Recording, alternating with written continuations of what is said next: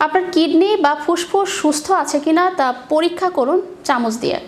বর্তমানে হাসপাতালে গিয়ে ফুসফুস বা কিডনিতে কোনো সমস্যা আছে কিনা তা পরীক্ষা করা বেশ ঝামেলার, তাই বেছে নিন ঘরোয়া এই পদ্ধতি। কিভাবে এই পরীক্ষাটি করবেন বিস্তারিত দেখুন ডেস্ক রিপোর্টে।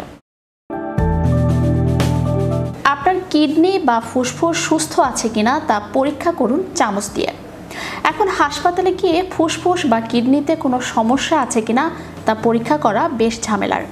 আমাদের ফুসফুস সুস্থ থাকা খুব জরুরি, তাই বেছে নিন ঘরোয়া এই পদ্ধতি, যা সহজেই আপনার দেহের নানা রোগ সম্পর্কে জানতে সহায়তা করবে।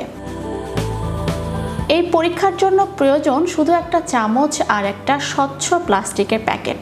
একটা চামচ দিয়েই পরীক্ষা করে জানতে পারবেন আপনার কিডনি বা ফুসফুসের সমস্যা রয়েছে কিনা, সঙ্গে জানতে পারবেন অন্যান্য রোগ সম্পর্কেও।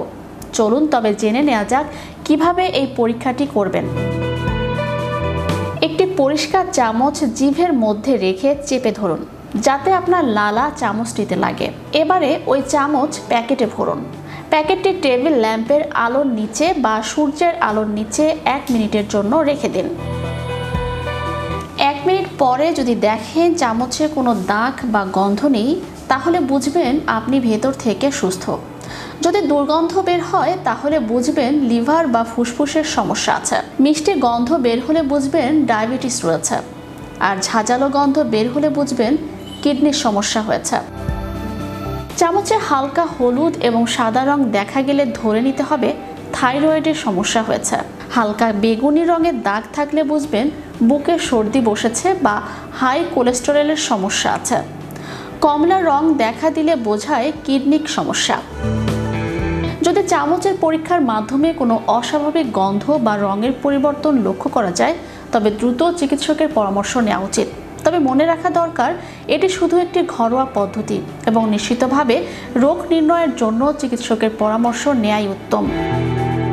মানবদেহের নানাবিধ সমস্যার মধ্যে পেটের সমস্যা বা ফুসফুসের সমস্যা কোনো বিরল রোগ নয়, তাই এই রোগগুলি অবহেলা করতে করতেই বড় রোগ বাসা বাঁধে শরীরে।